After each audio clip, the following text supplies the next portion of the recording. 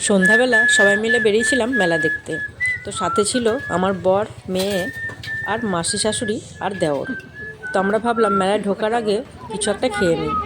তো তার জন্য আমরা চলে গেলাম নেপালি পাড়ায়। তো নেপালি পাড়ায় মানেই মোমো কিন্তু বিখ্যাত। আর এখানে এই যে গরম গরম স্যুপটা দেয় ওটা কিন্তু অসাধারণ খেতে। আর প্রথমে আমরা স্টিম মোমো অর্ডার করেছিলাম, তারপর করেছিলাম ফ্রাই মোমো। তো দুটোই কিন্তু খেতে খুব সুন্দর হয়েছিল।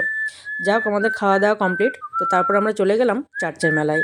আর মেদিনীপুর শহরের এই চার্চের মেলাটা কিন্তু বেশ বড় করে হয়।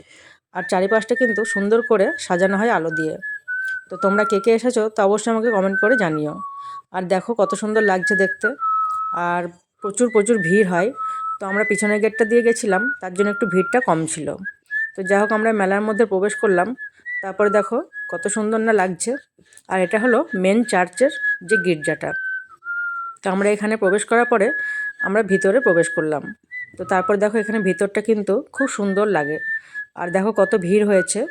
তো যা হোক, তোমরা কে কে মেদিনীপুর শহরে থাকো আর কে কে এই মেলা দেখেছো তা অবশ্যই কমেন্ট করে জানিও।